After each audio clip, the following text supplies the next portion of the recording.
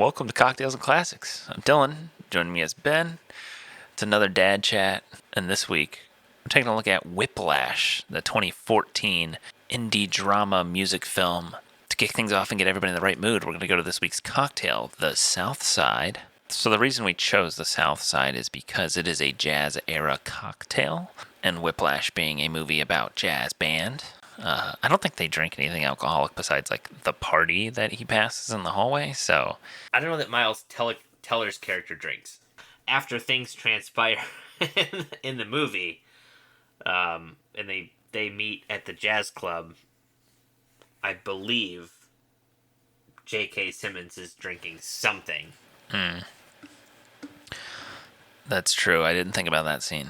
But you don't know what it is, so there's really no way we could have just done that as a cocktail. I'm assuming it's probably not even a cocktail. It's just straight liquor, I would assume. Yeah.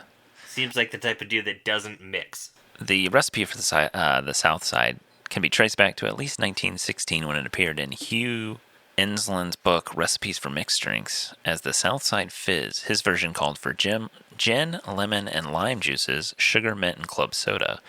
Loose the bubbles and cull out one of the citrus fruits, and you get the South Side that we know today.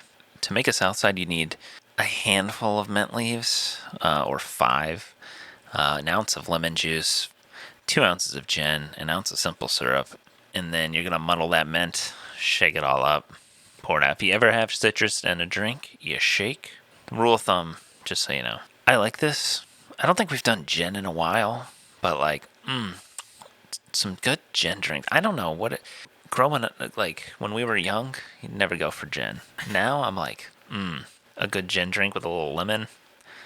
Like a Tom Collins. Tom Collins, delicious. This, very good. So this is mine. It's a little bit darker, as you can see, but there's a reason. I don't have mint leaves. My mint plant died last year due to my travel schedule, and no one at home taking care of my mint plant. Didn't regrow this year, but I did get a mint-flavored simple syrup. Okay. So it's like a mint julep syrup, but realistically, reading the ingredients, it's like sugar, water, mint flavoring. That's pretty much it. Given to me by Forrest, who's one of our listeners, which made me think we don't have a nickname for our listener base. I mean, our Twitter thing was called Cock Class for a while. So my wife suggested we just call our listeners cocks. Like, that's a little harsh. She said, or just call them friends and family. And I was like, damn, that hurts. Damn, she's on a roast out here? Yeah, I know. Calm down, Allison. Fucking Don Rickles over here, just cutting deep. Yeah, that's what I wanted to bring up. We need to figure that out at some point. All the great pods have them. If you want to make yourself a South Side, check out the show notes below. Use the Casker links to get yourself some gin delivered directly to your door. Let us know what you think at Cocktails and Classics Pod. Message us over there. Let us know what you thought. Send us a picture. And you can watch Whiplash on Amazon Prime Video as of recording, because we're going to spoil it if you haven't seen it. Whiplash is a 2014 drama music film. Currently sits at an 8.5 out of 10 on IMDb, making it the number 41 top-ranked movie on the IMDb Top 250. It is also number 27 on Letterboxd Top 250. Written and directed by Damien Chazelle, Whiplash stars Miles Teller, J.K. Simmons, Melissa Benoist, Paul Reiser as his dad. It is the story of a promising young drummer enrolls at a cutthroat music conservatory where his dreams of greatness are mentored by an instructor who will stop at nothing to realize a student's potential. The original thing they did, because they couldn't secure funding, is they made just the J.K. Simmons scene with Johnny Simmons, who we watched Scott Pilgrim on the podcast, but he plays young Neil, the like friend in their friend group who doesn't play an instrument. He played Miles Teller's part originally, and it's just the like first scene where he goes into the class and he like throws the cymbal at his head and everything, or the chair at his head. And then I think they went to Sundance and won like best short film. Yeah, one best short film as like a grand jury prize at Sundance, and then ended up getting funding for Whiplash, the movie, and then they made it in like 14 days or something, and he ended up, it was like between Johnny Simmons and Miles Teller, and he ended up going with Miles Teller because was a bigger name at the time, and he was like originally a drummer, but not like jazz drummer, but like he had experienced drumming. I had seen this film. Ben, you had not? No, I hadn't. Yeah, I really enjoyed this movie. Obviously, I very much remembered the whole, like, is it rushing or dragging? Like, which one? Like, I remember that being a thing that was all over the place. So I knew that part of it. I knew almost nothing else going into this. So, yeah, I was really, like, kept sitting there wondering, like, where are they going to go with this? Where are they going to go? Oh, this is where they're going to go. Okay, cool. So, Dylan, have you ever seen Oz, the HBO series from, like, the late 90s, early 2000s? No. I think I know of it, but I've never seen it. So it's about like a prison. Like, it's really kind of a dark show about a prison. But J.K. Simmons is in it. He plays basically a skinhead. But his mannerisms are very similar to his character in this movie, where he just seems very calm, but also like insane and dangerous. Yeah, like at any moment he could kind of snap. Yeah, even when he's being super nice, you're just still like terrified of him. So that first scene when he's asking him like, "Oh, are your parents musicians?" And I'm like, that whole scene, I'm like, I was already on edge, like, because he gives that impression that he could just on a switch lose it. So it was just one of those things where that was one of my big takeaways, was just how impressive J.K. Simmons is as an actor. He's so good, insanely talented. I think he was one of the Oscar nominations, I think. Oh, Simmons? He deserved it. So it was nominated for Best Motion Picture of the Year, Best Performance by an Actor in a Supporting Role, J.K. Simmons, which they won, Best Writing Adapted Screenplay, which they were nominated for, Best Achievement in Film Editing, which they won, and then Best Achievement in Sound Mixing, which they won. So 2 technical awards, and then J.K. Simmons. Also, shout out Grosse Pointe, Michigan. Let's go. Yeah, I remember like after this came out, he like went to Tigers games a couple times or something, like on his like publicity tour and stuff. Yeah, he did the first, I think at the opening day, he threw out like a first pitch on opening day, and then was in the booth like for most of the game, like calling the game. No, I thought he was, like I said, he's just one of those, his character was just one of those that you were terrified from almost the instant he's there. Even when he's nice, you're still just like, this guy's gonna lose his shit at any minute. I thought Miles Teller, I think I think a lot of the times I don't think his acting needed to be very good, but the scenes where like he gets, like when he's running late and he shows up and he's like, no, he's not taking, like, that's mine. Yeah. You know, all of that, when he really kind of showed that part of the emotion, I thought was his best acting in the movie. Fuck off, Johnny Utah. Flip my pages, bitch. Yeah. Like I said, I was very, very impressed. I was shocked at I knew something had to happen. There was no way he was just gonna go, you know. So we're gonna get into the spoiler part where he gets hit by the semi truck.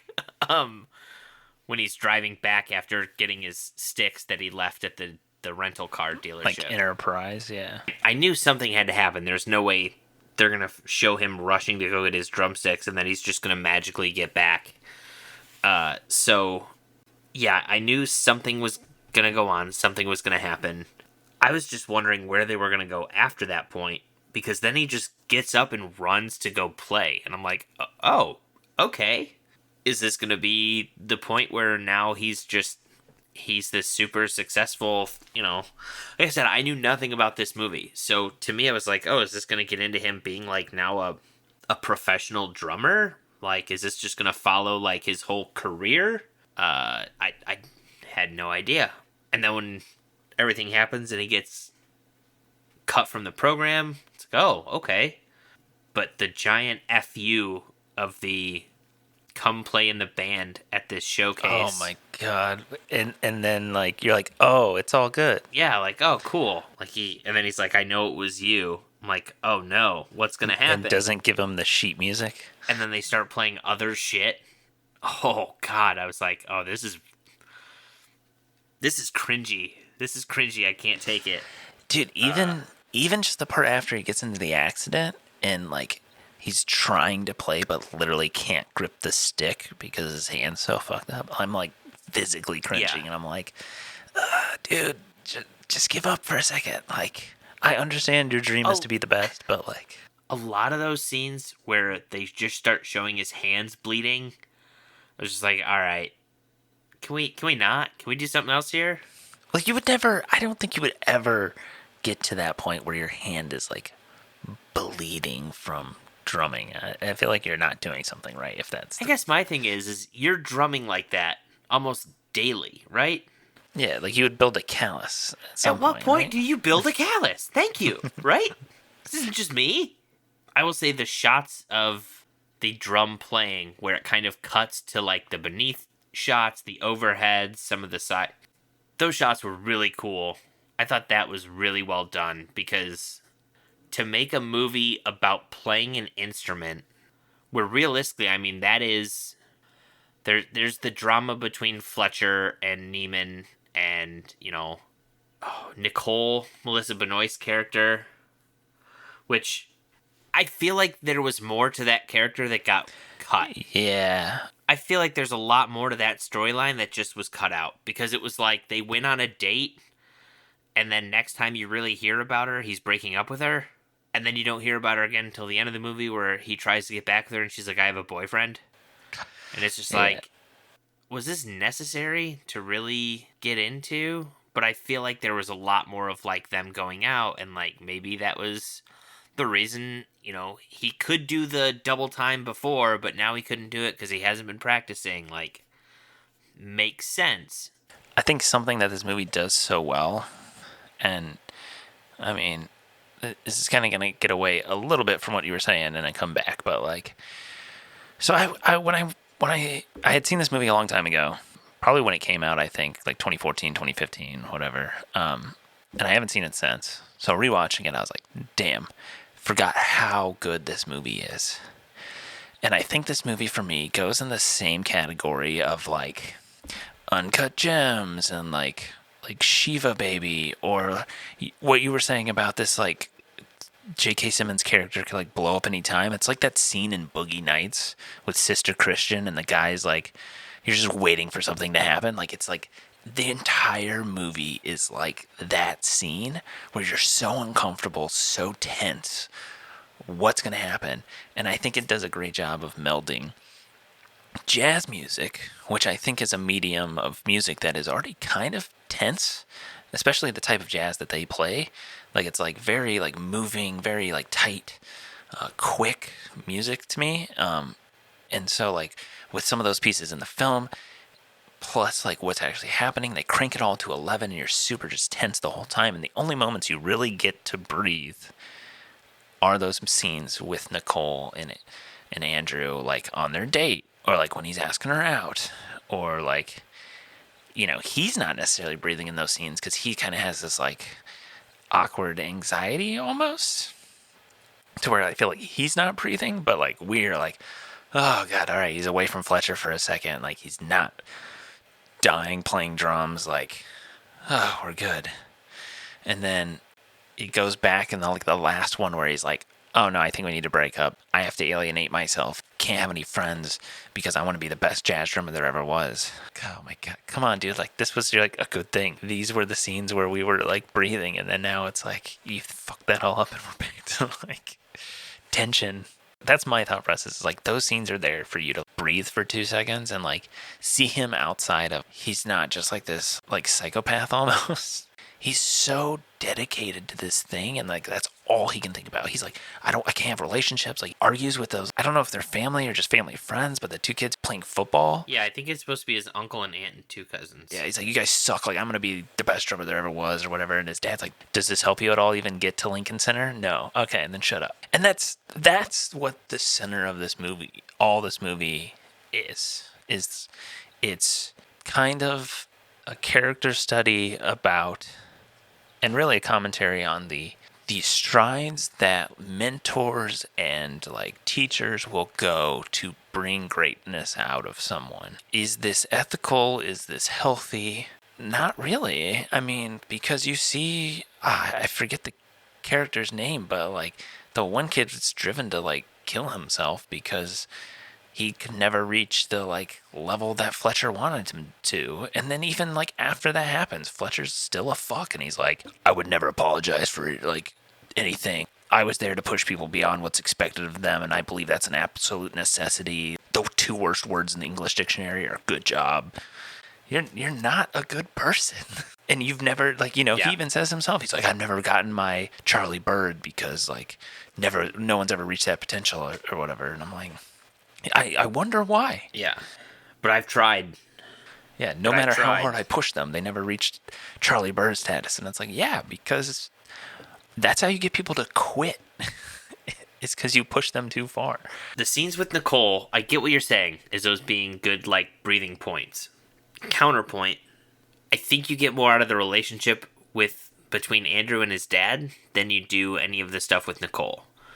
I think you could use that as a way to kind of give breath. And at the same time, you kind of could, idea, you could have taken that mentor-mentee comparative father-son relationship with Andrew seeing Fletcher as the father figure and kind of using that time to kind of maybe play into that more. I don't know. Like I said, to me it was just like Nicole was in the movie for 5 minutes and it just felt like by the time they broke up there was nothing for you to really be that emotionally attached, that by the time he breaks up with her, I'm like, how long have you guys actually been dating at this point? Like, Yeah, there's no real like time like to tell what's going on in the movie. maybe a couple weeks. We see you go on one date. It's super awkward. Yeah, where he's like, oh, where do you go to school? Fordham. Why? I don't know. Like, that's just what I chose. And like, what are you studying? Haven't chosen a major yet. And that's like this like awkward conversation of like, well, you have no drive and purpose in your life. And then when he breaks up, you know, that's like her big thing is like, oh, you think I'm hindering you because I don't know what I want to do with my life? Like, Yeah, it just seemed like there was not enough. There was not enough to make that emotional connection by the time that scene happened. Like I said, it could be something where that was cut down or gotten rid of for time. I don't know. But personally, that was one, like, gripe I had. Like, either commit to that kind of side story or part of the story, or don't, but, like, don't just leave a grand total of a couple minutes in. so I agree with you on Miles Teller. Like, I think he's good in this movie, but I don't think he has to, like, he's not the one that has to, like, blow you away. There are the scenes where I think he does really, like, kind of steal the scene. And those are more so the scenes, like the performance scenes, which I read wasn't totally him. Most of it is him, but there are body doubles at some points. But I think really the person who's going to steal the show and does ultimately carry the whole movie is Fletcher. And it's like these actions that he takes, once again, to pull out something from Andrew, whether that's in a positive or negative way. The scene you talked about earlier where he's like, oh, like, what does your parents do? Like, oh, he's a writer? What's he written? Oh, nothing. Okay, where's your mom do? Oh, well, she's not really in the picture. And then immediately after that, and probably what I would say is one of the most iconic scenes of, like, this century, at least the last 20 years, the rushing and dragging scene. He then goes and be like, oh, like, you're just a failure, like your dad, and mommy ran out on your dad, and all this, and he like uses all this information he literally just got like 15 minutes earlier against you to like piss you off and break you down. And then he tells that story about Charlie Bird only became Charlie Bird once the guy threw the cymbal at his head, throws the chair at him. Oh, like, we're gonna try this new song, Caravan. Oh, here's Conley or whatever, Johnny Utah. Like, I gave him the sheets this morning, but you have from now until 7 to practice or whatever. And then, like, literally makes them go from, what was it, like 7 or 9 p.m.? 9 p.m. to like 2 a.m. or some shit? Yeah, but even then, he has the redheaded guy has the sheet music from the morning. He says, we're going to practice this. You've got like, we're going to take however long. And then, are you talking about the thing where they're like, yeah, they finish their 9 a.m. and they're like, we have practice tonight, 9 p.m. sharp. Know the music or whatever. Yeah, and the redhead kids had it for like a couple hours at least before. Yeah, but he doesn't even he immediately has Andrew then sit down and play against the other kid. Like, he doesn't even have any time. He's literally handed the music and is like, hey, spot play this. But I mean, even then Fletcher admits, he's like, oh, he was nothing more than a motivational tool. Yeah, at the end. It's not necessarily, it's not Andrew's fault not seeing it, but like, you know, as the outside looking in, you're like, he's literally like, he gave this dude the shit hours ago and is now making you play against that guy for the part. Like, he's using you and this guy at the same time to like pit against each other. And that, I mean, that can be healthy. Competition and like rivalry can be healthy. But when you give one person the advantage and then go against, like, especially in something like this where you have to study the sheet music and know the tempo and know the notes, it's just so, like, disgusting. Well, that was like the stuff between Andrew and the guy who's in the first chair right away. You only got a shot because you lost the fucking folder or whatever. And you're like, oh my God, what? Like, it was an accident. I wonder what actually happened to the folder. I wonder if somebody stole the folder. Like, what the deal was, because he literally turned around for 2 seconds. So I was like, what happened, you know? My thought is that, yeah, it was supposed to be like one of the other bands that was competing stole it. But that person was a freaking ninja, because he literally set it down, grabbed the can, and then turned around and it was gone. I fucking love jazz music, so this movie just, you know, fuels that fire. I do listen to the soundtrack. Granted, you know, I hadn't seen the movie for at least 10 years, or 9 or whatever it is, but like I listen to the soundtrack all the time. I fucking love like Whiplash and Caravan. I those are on like playlists for me. The other thing is, I found it super interesting when the dad and Andrew go to the movies that they put the Raisinets in the popcorn. So that's a Oh, that's a thing. Really? I know like M&M's in popcorn is a thing, but no, Raisinets in popcorn is a thing. I'm gonna say it. I don't do it, but I've definitely heard of it. Yeah, it seems kind of gross. And even Andrew is like, I don't like Raisinets. Like, he's like, well, why did we put them in there? I just eat around them. Yeah.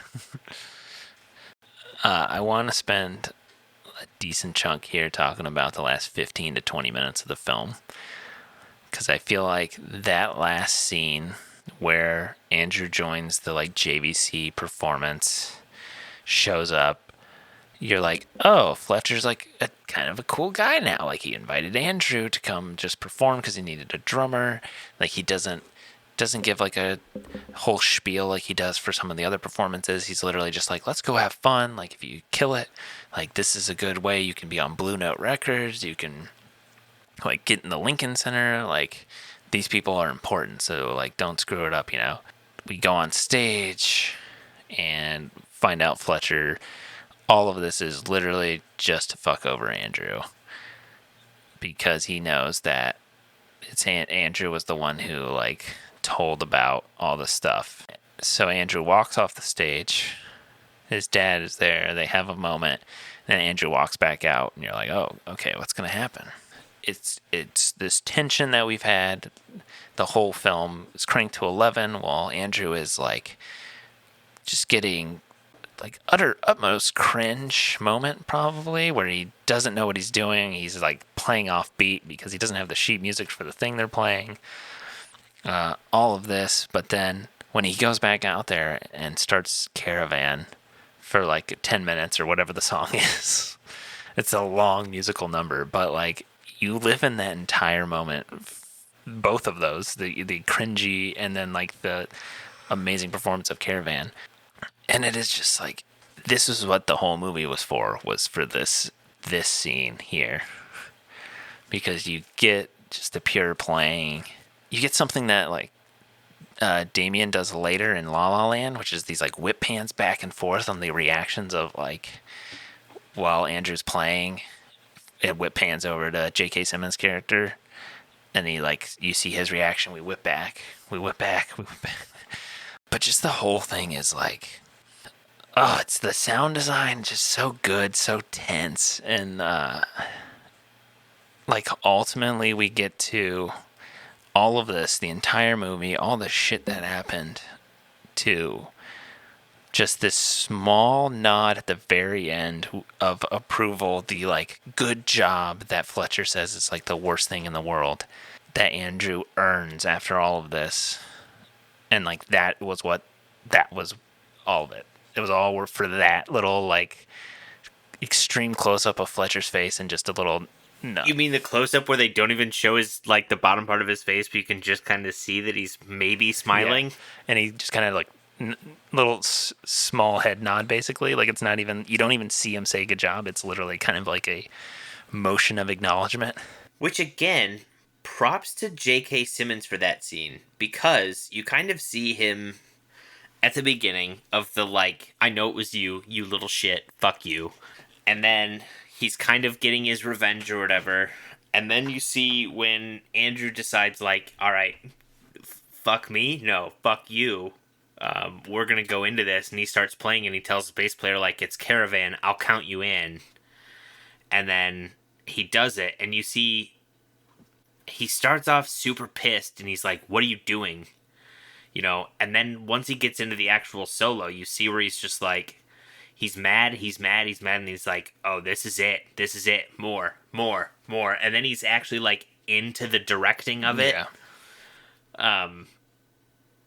Again, to the point where it ends, and he's just like, yes, this is what I wanted. Transition that he is able to show in the limited reaction shots you get of him is just so good.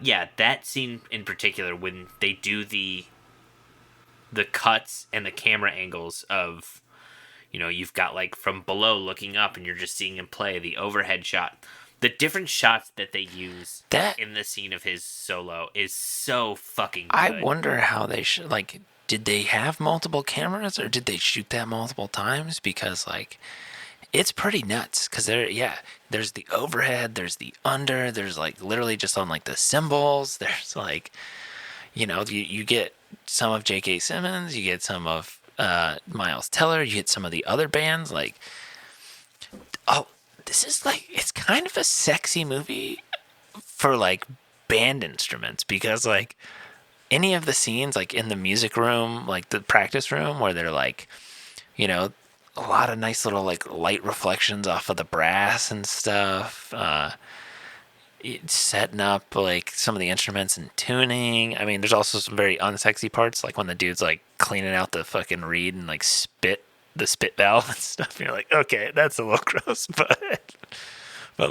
it is very like in the moment when they're playing the music, and it's like just pure action and tension, and it like looks so good. And you're like, dude, this is, yes. This is the sexy movie that jazz needs. This is gonna bring it back. This is the movie that band nerds needed. It wasn't American Pie Band Camp. It was Whiplash. Oh God. No, I mean, yeah, this movie definitely made jazz and swing seem cool, even in a modern time. It wasn't one of those things where like, yeah, jazz music's cool if you're in the 1920s. But yeah, it was a thing where it was like, oh no, this is actually like a cool thing to see, and it's cool to play instruments. is a message I feel like that could be used more. I don't know, I definitely noticed like my time in school, the participation in band just declined and declined and declined. It became the nerd thing. It's like, I mean, it's music. Playing music is cool. Everyone loves fucking music. And let me tell you, most of the people that you listen to know how to play at least some sort of instrument that you probably would learn how to play in band. I just saw that, I guess, when Miles tackles Fletcher at one point, J.K. Simmons suffered 2 broken ribs. And they still had like a couple more days filming to go, and he just continued on.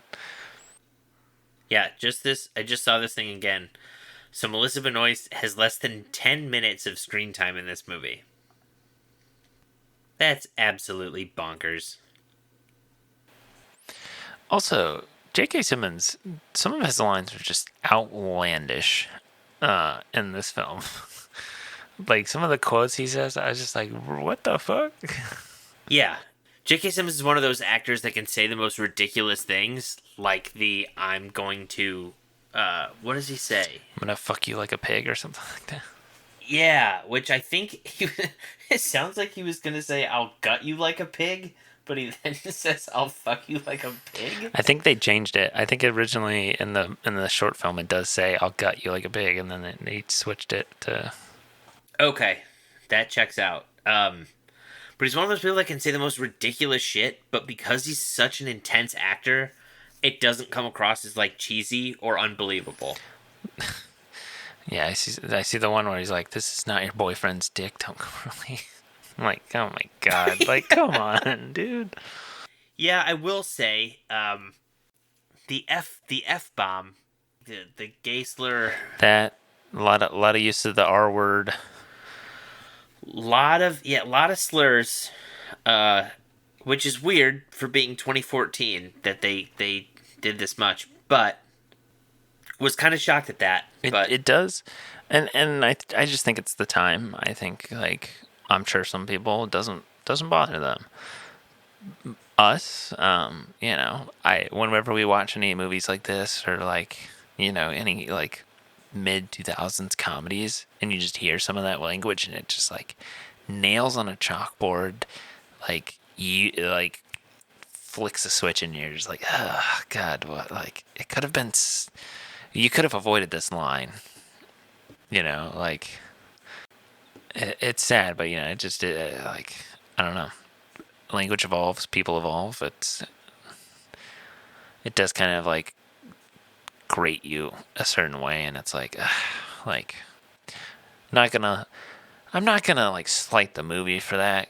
We're a little above that, but his character is a fucking dick, just, so like, That's the other thing where it doesn't bother me as much, because I believe that he would be someone that would do that. You know what I mean? He comes across as someone that would be that type of person. Well, Ben, you had not seen this film. I had. I was a goob. You'll be the goob. You'll go first, and then I'm gonna give a nostalgia rating and an updated rating. Ben, let me hear it. What did you think of Whiplash? This movie is good. Wow, resounding. This movie's no this movie. Like I said, I didn't know what to expect. That being said, I'm kind of glad I didn't go into it with expectations, because this movie's super good, and I would not have wanted to have like the expectation of it being really good. In which case, if it wouldn't have met it, I don't think it would have mattered. I think this movie probably would have exceeded any sort of expectation that someone telling me it was good would have brought it to. This movie makes me really sad that J.K. Simmons got to be a part of the DC Comics universe for all of like 10 minutes. Real hurt by that, because I think he's just a phenomenal actor. I don't think I've ever seen him in a role that I've walked away being like, he wasn't very good. Even like the comedic, J. Jonah Jameson from the Spider-Man movies of the 2000s, and even the new ones that they're, the new MCU versions too. He's just so good. He well deserved that Oscar. I was kind of sad Melissa Benoist was only in 10 minutes of this movie. Big Melissa Benoist fan over here. I think Miles Teller is a very good actor. I don't think if someone were to say what's the movie Miles Teller acted the best in, I don't know that this would be the one that I'd be like, this is it. This is the one that he's the best in. This might be the best movie he's been in. But I think he was, I don't know, I don't want to say like he was perfectly okay, because that makes it sound like a downplay. He was good. He didn't need to be anything more than what he was. That's how I'll put it. I think he did a good job, but he didn't need to be the scene stealer, and he didn't need to be the as much as he was the star, he didn't need to act like the star of the movie.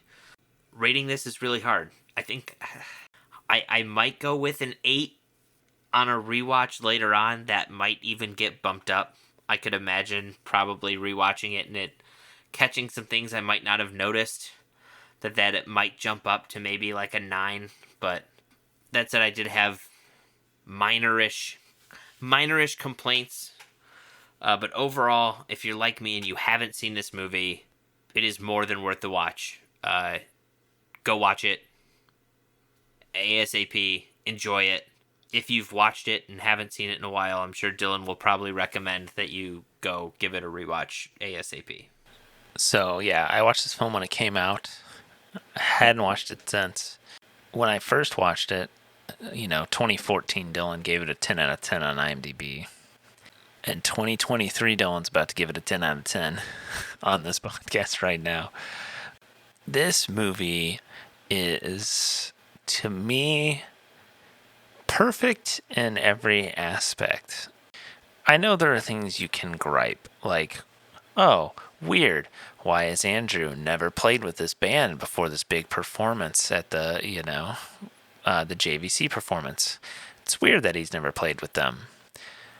Maybe he did, and maybe J.K. Simmons was just like, oh, here we go. Here's some new no sheet music, But, I've kind of already said most of it, but, it's beautifully shot. A lot of it's top lit, which is always very pleasing. Love the jazz music. Big jazz fan. J.K. Simmons kills it. Miles Teller does a great job. But he, like Ben said, he doesn't have to do an amazing job. J.K. Simmons is carrying most of this movie. Andrew's in every scene of this film, but J.K. Simmons steals every scene that he's in. When he is on screen, you are tight butthole, full clench, what is going to happen? The tension is palpable. What is he going to do? He's so unpredictable, so, out of control. What is he going to do? And I think, as someone who's, done sports, done arts, those sort of things, I think the character of Fletcher is so interesting because you've seen these people who are they're going to throw this language at you. They're going to try and push you to become something that you may never be able to actually reach. Not everyone's going to be able to be the next Charlie Bird or sometimes you just have to sit back and be like, I'm going to give it my all. I'm going to do my best. And my best is me, I think that controlling, manipulative, power hungry, teacher mentor concept is a very interesting thing that I don't think has been really looked at too much in the sense of a film. I love this one. I wish I would have watched it sooner again. And if you haven't seen this film in a while, please watch it again. I am definitely going to watch this one more often now. Ben, I would like to do a little segment here at the end of the podcast, though. I've been doing the weekend watch list over on our Instagram of recommendations that's something you've seen, watched, listened to, heard, played, whatever. Recommend it to the listeners or our Instagram viewers. Ben, what is something you've enjoyed lately that you would like to recommend? I haven't watched a lot movie-wise between work travel work travel is actually the time I can watch movies on a plane. More so, we've been going to the lake and, when not with work, trying to enjoy family stuff. But new season of Always Sunny dropped. I think Oh, really? the first 2 episodes of the season came out. They aired yesterday, and they are already on Hulu. So I watched those. Pretty good. I enjoyed it. Always a fan of Sunny. Also, if you're a fan of that show, I'll advertise for free. Like they're gonna ever find out or give a shit that we support their podcast. It's Always Sunny podcast is really good, and they were kind of doing a lot throughout the writing and filming. Well, they were kind of took a break during some of the filming of the actual show, but during kind of the writing process of the show, they were doing the podcast and that. And I think they kind of said they felt rejuvenated on it with this season. I know they had a couple of the writers that had been gone came back for a couple episodes, which makes sense now knowing what those guys, Martin and Roselle, what they're doing. One of them is now a writer / producer on Rick and Morty, and the other one works for Dave on FX, so that makes sense. But I know they came back for a couple episodes, so they kind of said that I think they're renewed. I think they're up until season 20. And I think this is 16 or 17, so I think they've got a couple more years if they want to keep going. I think it's one of those things where it'll end up going to the point where they take it season by season and decide if they want to do another one or not. But yeah, that's coming up. Two Bears, One Cave, Bad Friends. Conan? I feel like you recommend Conan all the time. Yep. Conan, Smartless, all good ones. Get me through the workday.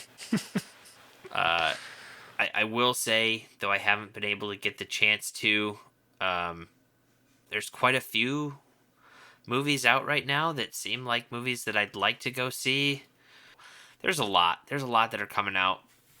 If I can just say, if you've got the time and it's something you want to do, go see the movie in theaters. If you can. I mean, it just helps, one, the people that make the movie. Two, if it's the type of movie you enjoy, it helps those movies continue getting made. Another movie I rewatched that I'd seen a long time ago is American Movie. It's a documentary. So it focuses mainly on this filmmaker, Mark Borchardt, who's like in Milwaukee. And it's like his mission and his dream to make movies. And so it spans over the course of a couple of years of his life as he tries to make a feature film that he started like 6 years ago, and he like runs out of money, and so he's like, I'm gonna go finish this short film that I started like 3 years ago. And so it's more of a character study about this guy, his friends, his family, because his family's like, oh well, he just needs to go get a job, like, like he's just trying to make movies. His friends are like, oh, like I love his passion and his like drive to make movies, like, even if we don't have any money and we're still trying to do things, like I'm going to help him out. And as someone who is, I hate the phrase filmmaker, but like as somebody who loves movies, wants to make movies, like it's my dream to shoot movies. The movie hits so hard, resonates so well. It's like, because it's so relatable of like, oh my God, like this guy, the dude is like going through all his bills and he's like, oh man, I owe 10,000 to this person, 1,000 of child support, 1,000 to the IRS, 1,000 of this. And the dude's like, I just need to keep getting money to like make my movie. And I just got a new MasterCard and all this. And you're just like, bro, like you're in debt. Like, what are you doing? And it like, those are the things that frustrate me about the movie. Cause I'm like, all of his choices are so bad, but I resonate so much with his passion and like the drive and the dream to like make these movies. So it's like, if you've ever been an artist or you've ever like had a dream and passion, check out this documentary. I don't know really where you could watch it. I don't know if it's streaming anywhere. I got it on like Vudu for a couple bucks. It's 1990s, so it's pretty crappy quality, but it's, as an artist, probably one of the best documentaries about the art, I feel like. And that's our weekend watch list, so check those out. And check out Whiplash on Amazon Prime as of recording. Share us with your friends and family. Leave a review wherever you're listening. It really helps us out. Check out show notes. Get yourself some gin. Hit up the Casker links. Make yourself a Southside cocktail. Check us out next time. And as always, watch responsibly.